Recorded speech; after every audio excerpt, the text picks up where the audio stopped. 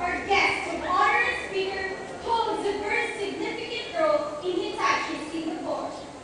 Because from assistant engineer in the design engineering department, he is now the manager, establishing Filipino visibility in the world of Hitachi Corporation.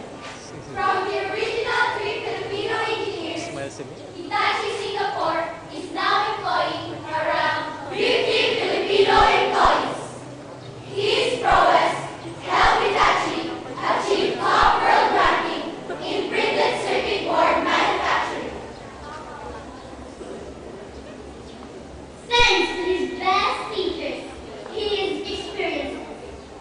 His roles as specification control supervisor and computer-aided design and computer-aided manufacturing engineer from 1994 to 1997, he had Korean company, the Data Philippines, based in Rosario, Cavite. Finished goods supervisor from 1992 to 1994 in a Japanese export company. The Norwegian company Philippines, based on Manila, Philippines, Made him competent, paving his way to land on a stable and steady job in Singapore. treat each day as if it is the last day of your life. Always make the best out of it. These lines from the famous author of the novel, The Greatest Salesman in the World, Old Mandino, are his guiding principles. He is always at his best, for he aspires for excellence. He belongs to the cream of the crop. Honor student of class 1982 in Manager 1 Central School. Salutatorian of class 996 in Number National High School. And an electrical and communications engineering graduate in one of the elite and prestigious universities in the country, the St. Louis University in Bangalore City. Justice certifies him as the cream of the crop. An ideal man. Our guest of honor and speaker is an ideal man, ideal son, ideal brother, ideal husband, and ideal father.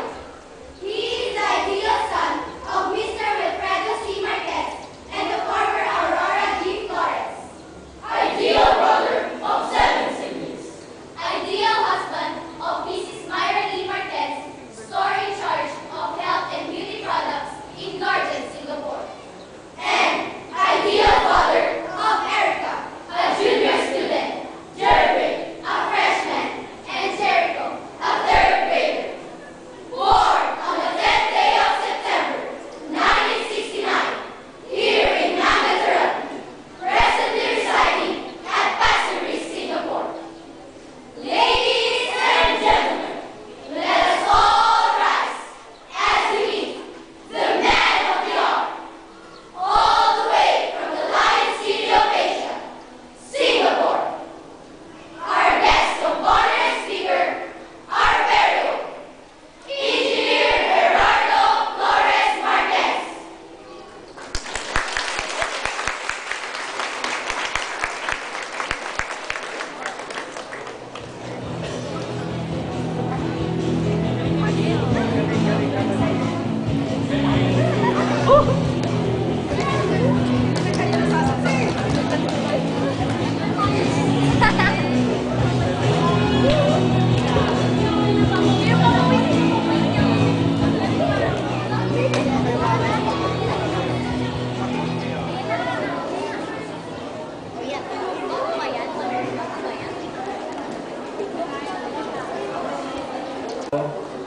Ang laging panimula ng bibigay ko ng mga mensahe ay ganito.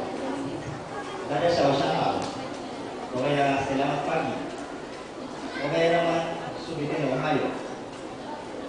Marami siguro sa inyo ang nakakatawa kung ano ang mga ito. Ang mga ito ay good morning sa Chinese, Malay, Japanese. Ngayon naman, medyo mag-iiba. Kasi puro mga Pilipino ang mga nandito. Kaya gusto ko namang batiin kayo ng magandang umaga sa lahat. Ngayon lang kabigat, hindi kayo ano. masanto siya kabasan, let's say kayo namin. Maganda, kumakas sa lahat ng mga bisita nandito ngayon. Ginoong Eusebio, June Colina Jr., ang PTA President, different head teachers, mga estudyante, mga magulang, mga guro, na pinangunahan ng ating mahal na principal. Kapag hinayaan nyo mangyari sa inyo to, sa bandang huli, mababanggit nyo ang mga katangang ito. Dapat sana hindi ko na ginawa.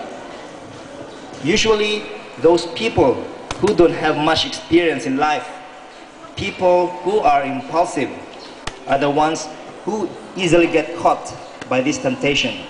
At kabilang dito, kayong mga estudyante. At paano ito maiiwasan at malalagpasan? First, you need to focus. Alam nyo ang direksyon na tatahakin ninyo at yun lang ang titignan ninyo. Just like what I said earlier, once in a while, you'll sway from one direction to another. But do not be affected. Huwag kayong hihinto. Just move on. Second, think out of the box. Learning actually is not secluded in the four corners of the classroom. Learning is everywhere and anywhere. It is a daily encounter. We learn by making mistakes, but we minimize or eliminate further mistakes by applying the lesson learned. Thinking out of the box means widening our perspective. Kailangan lang nating lawakan ang ating pag-iisip nang sa gayon, hindi lang iisang anggulo ang ating tinitignan kapag nakakaengkwentro tayo ng mga suliranin. All these experiences will enhance our capability to think broader, be stronger, and so we can focus more on the direction that we want to pursue. Along the way, maraming mga pagsubok ang darating sa inyong buhay. By combining both focus and broad perspective, malalagpasan nyo lahat ito. And you will successfully achieve what you like. Upon successful completion of your preparations, it will now be the time for you to face the true encounter of your chosen career. It will also be the time to show how worthy you are in the society. Likewise, it is also a time for you to mold a new generation of people just like you. You do not need to become a new Bill Gates of Microsoft, or Steve Jobs of Apple, or Mark Zuckerberg, who provides us the famous Facebook. You don't need to transform the society into another dimension of changes. All you need to do is to do good and influence other people to do the same. Practice your chosen career in uplifting our society. Be an asset and not a liability. Mold new generation that will continue in doing good and maintaining an ever-changing yet stable environment. You know, 25 years ago, it didn't come into my wild imagination that today we have a technology that can connect people from the other side of the world with just a click of our fingers. Kung noon, kailangan mo ng malaking cabinet para ilagay ang ilang volumes ng encyclopedia. Ngayon, kahit lahat ng libro ng buong library, pwede mong ilagay sa isang maliit na instrumento at i-access kahit saan. 25 years ago, pinakamabilis na communication mode ay yung tinatawag na telegram. Sa loob ng 1 o 2 araw, may paparating mo na ang mensahe mo. Pero ngayon, with just a split of a second, andyan ng text message mo. At the same time, within a split of a second, andyan na rin ang sagot mo. You see, my dear students, within that 25 years, marami ang naging pagbabago. And as we progress, so the changes. Changes occur rapidly na kung minsan, halos marami sa atin ang hindi nakakasabay. I'll tell you something. In about 2 to 3 years from now, ang laptop ay papasok na sa mundo ng mga gamit na magiging obsolete. o yung tinatawag na malapit nang mawala sa mass production ng mga electronic companies. Mapapalitan ito ng mga tablet PCs gaya ng iPad. Hindi na ito kailangan ang keyboard, kundi touch screen na lamang. Changes are derivatives of human beings' never-ending satisfaction. Tayo ang mismong dahilan kung bakit hindi humihinto ang pagbabago. Gusto natin laging bago, gusto natin mas mabilis, gusto natin mas maganda ang kalidad. These are the factors that drive the rapid changes in our society. Changes occur because people want better than the best. One time, isa sa aking engineer ang iiling-iling habang gumagawa sa harap ng kanyang computer. Nilapitan ko siya and ang sabi ko, "Hey, there seems to be a problem, man." Sabi niya, "Yeah, as days pass by, designs are getting too complicated, difficult, and our customers keep on pushing us to the limit." Pero bago ko siya sinagot, tinanong ko muna siya, "Ano bang cellphone mo?" Sabi niya, "iPhone 4. Okay. Sabi ko, "That phone actually just came out in the market."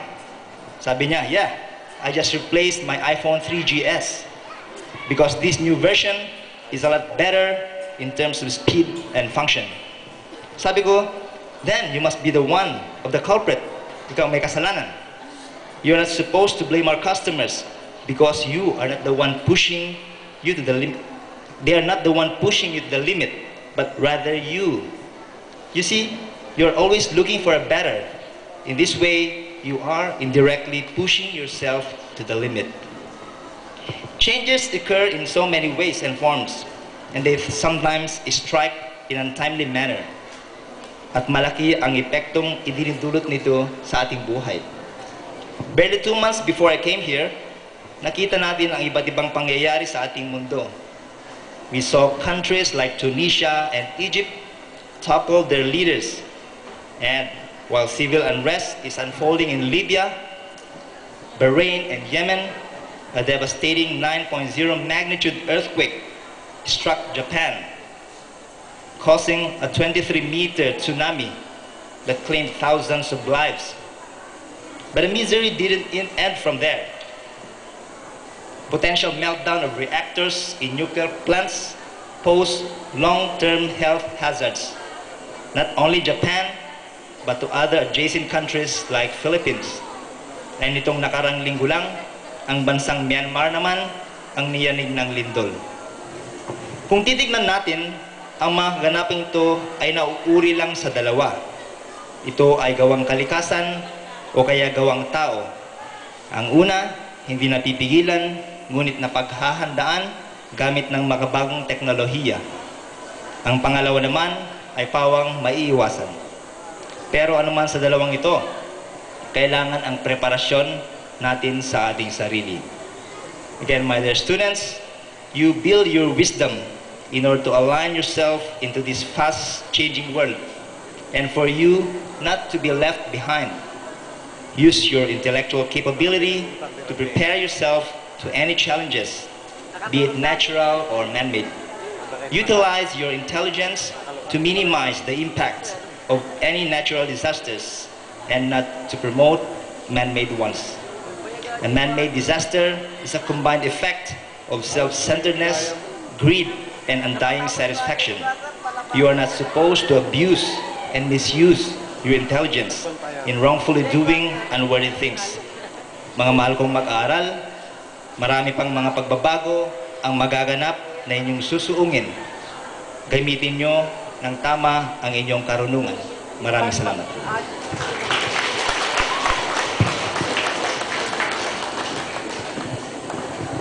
Thank you so much, sir. Those words you extensively imparted us will always be inculcated in our minds. May our students take in those splendid desires they want to become in the near future. To give honor and gratitude to our guest of honor and speaker, may we request Engineer Gerardo F. Marquez to be back on stage for the awarding of plaque of appreciation. May we also invite on stage Mrs. Rosario O. Cabrera, Principal for Abnangaterm National High School. Mr. Eusebio C. Felina Jr., President, PTA Board of Directors. Dr. Cleofe S. Orense, Treasurer, PTA Board of Directors. Mr. Efren V. Danlog, Head Teacher 6 of the Araling Panlipunan Department. Mrs. Leonora G. Sarzadilla, Head Teacher 6 of the Mathematics Department. Mr. Jose Arvin Luwan Jr., Head Teacher 6 of the Values Education Department. Mr. Bobby C. Cabrera, Head Teacher 6 of the MAPI Department. Mr. Efren O. Fernandez, Head Teacher 6 of the English Department. Mr. Fidel S. Tolentino, Head Teacher 6 of the TLA Department. Mrs. Ruth G. Quinto, Head Teacher 6 of the Filipino Department. Mrs. Lita M. Cornelio, First Year Curriculum Chairman. Mrs. Pearly M. De Vera, Second Year Curriculum Chairman. And Mrs. Teresita B. Manzano, Third Year Curriculum Chairman. Please allow me to read the text of this plaque.